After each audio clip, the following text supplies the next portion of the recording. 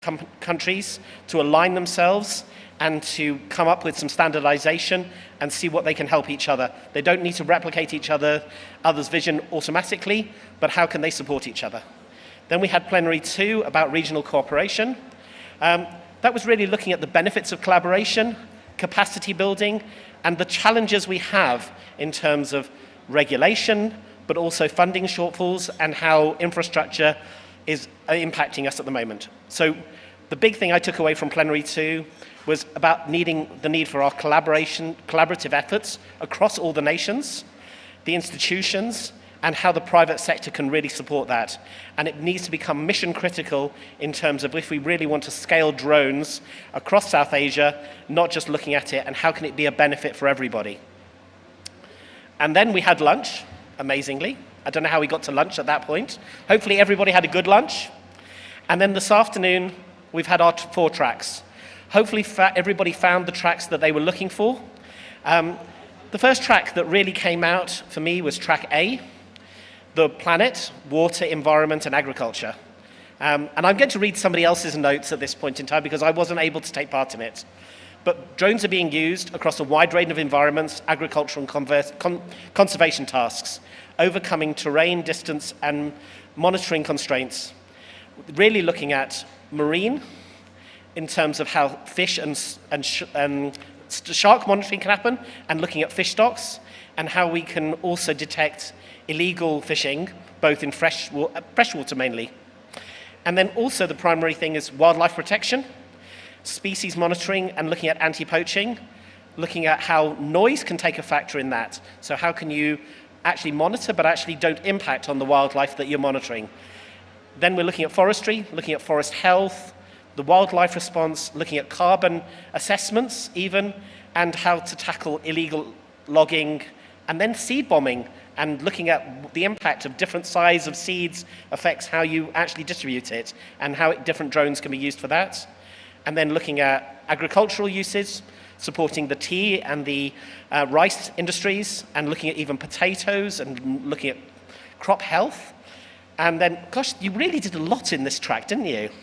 And then we had the environmental monitoring, and then how AI and ML can also be utilized and how that can be supported. Track B, which was infrastructure, which was in this room. And that was really looking at planning, construction, how drones are being used from everything from project management to real-time site surveillance, disaster management, looking at rapid aerial assessments, really looking at it in normal times, but also in post-calamity, so looking at it from a disaster point of view, looking at rescue operations and how drones can be used both as a monitoring, but also being able to use it for heat detection, being able to detect life signs, and then also being able to look at evaluations of infrastructure after the event, and then how 3D models can be created from that so people can understand what infrastructure needs to be built. And then also that came out of that was the emphasis of it needs to have the public and private partnerships working together. It can't just be the private sector supporting this. It needs to really be supported with the public sector as well. Track C was all about human development. And if you didn't get to that, they were all talking about education and health, and really some inspiring user cases from India and Nepal and Bangladesh on how it's being used to increase STEM education in rural areas, and also about how it's being knowledge sharing between different countries, and how education curriculums are now starting to include drones as part of what they're doing. Then some examples about how drones are being used to encourage girls, and how that can help with the STEM education, and how the knowledge that different drone instructors are being able to pass that on to younger generations has been really inspiring. And then from the Maldives, looking at drone deliveries for medical equipment, and how that has dealt with challenging terrains, and as well in Nepal, and then how that can, and then there was an interesting discussion about how that's enabling pilots to give perspectives to the government and also to the private sector. And then our final one, wow, gosh, we were really busy. I'm really happy that you all took part in all of this. We had digital development. So that was talking about connectivity, So how drones are being used as airborne communication hubs, how they're being supported in disaster scenarios, how VR is being used to actually be able to allow people to interpret the data in a different way. So being able to use in terms of mapping, but also the changing landscape. And then also how drone swarms can be brought into this. And then actually that first person perspective with an FPV drones, how that can come into this whole conversation. Looking at mapping of open spaces, looking at power line management and power line mapping and monitoring, and then really at looking at how this is a growing frontier for the drone-based connectivity and how we can accelerate digital transformation as part of this. Did I miss anything? Does anybody think that I missed anything from any of the panels? Everything being caught here? Great. I'm really happy. So for me, and really from being able to jump into all of these things, we need to talk about robust frameworks, policy frameworks. We need to have industry engaged, but we also need community buy-in. The communities need to be part of all of the work that we're doing. We can't just fly drones over people and expect them not to respond in both positive and negative ways. So how communities are engaging with drones is really important to us. So that really the overarching themes and lessons, we need some support from the civil aviation authorities in terms of regulation and how that can have some kind of alignment so that people can work across borders, but also they can learn from each other. And how that the fragmented landscape that we're currently in, how that is causing opportunities for certain private sector, but also means that we're not being able to have learnings cross borders very easily within this framework. We need to support each other with capacity and skills. That really, how do we recognize people, different pilots, but also the power that AI and machine learning is bringing into this and making sure that human capacity is the driving force behind this, that we're not just relying on ChatGPT to run our whole lives. And then sustainability and funding, how everybody can do a pilot project, but how do then we achieve scale? Everybody's achieved in this room amazing pilot projects, but how do we then take it so that these are scaled, how these can then grow?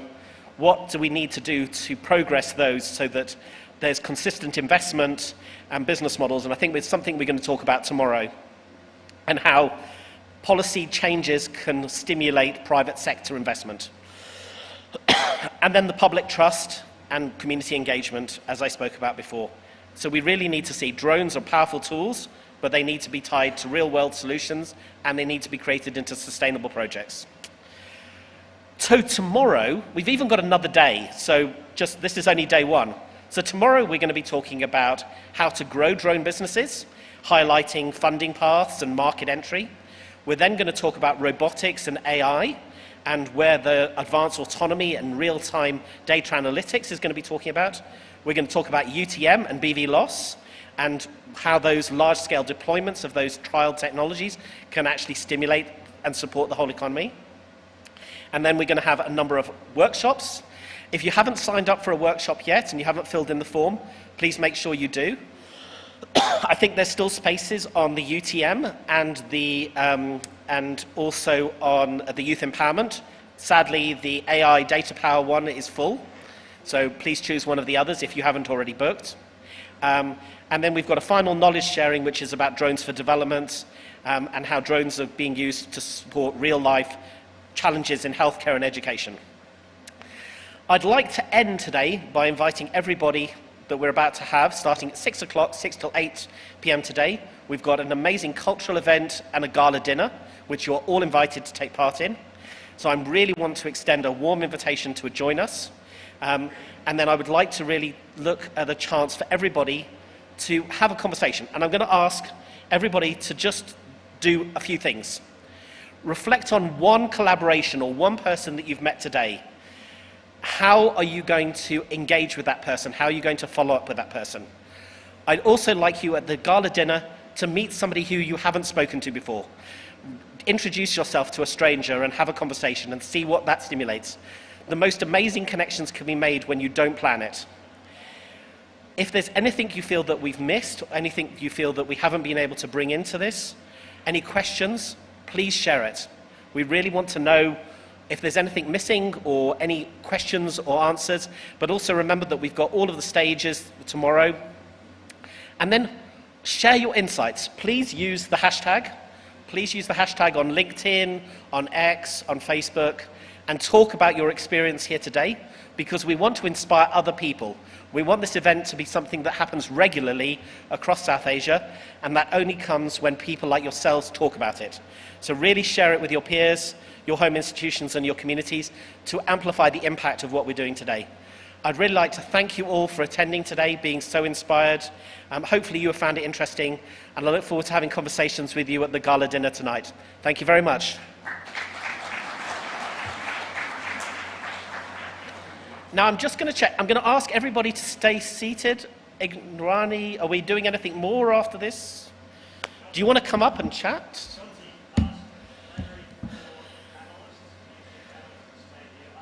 Plenary for UTM panelists after the event, please stay in the room. And I believe something's about to happen, but I don't know what's about to happen. Well, I sort of do, but I'm not allowed to talk about it yet. All right, thank you so much. And thank you very much, everyone, for taking the time to stay here with us today from morning until the evening. Really appreciate that. So we'll not take so much of your time again. I think in the spirit of collaboration and in some of the discussions that have been happening, the first day of the event, of course, building on several discussions that have been happening, two organizations that have been working on drones and working on the policy dialogues and also strengthening capacity across Africa and also in India, are going to be having a memorandum of understanding signed among themselves today. We are excited to announce this memorandum of understanding between the African Drone Forum and the Drone Federation India on this 9th day of April 2025.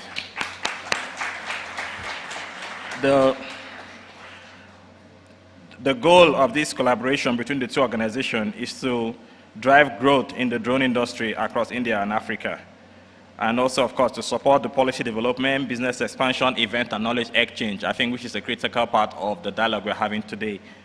So for this, I would like to invite the representative of the African Drone Forum in Nolmo to the stage, please. Please give him a round of applause. And also invite the president of the Drone Federation India, Smith Shan, also to the stage.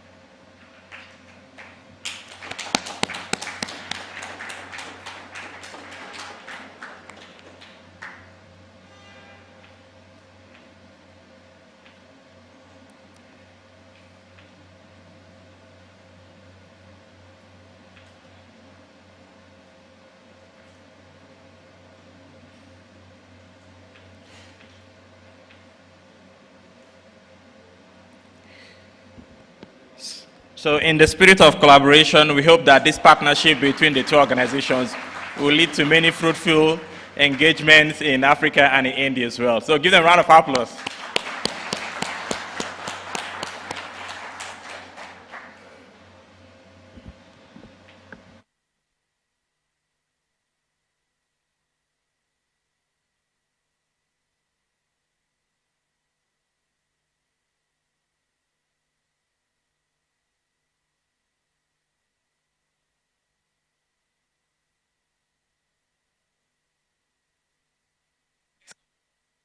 Dinner. If you want to change, if you want to continue, I think it's up to the organizing team. Now, what do we do next? The gala is started? 20 minutes. Okay, so 20 minutes, so go around. If you haven't seen the exhibition booths yet, of course, go around and have a look around. Then in 20 minutes, we assembled for the gala and dinner. So thank you very much for your time. I really appreciate you guys. Thank you.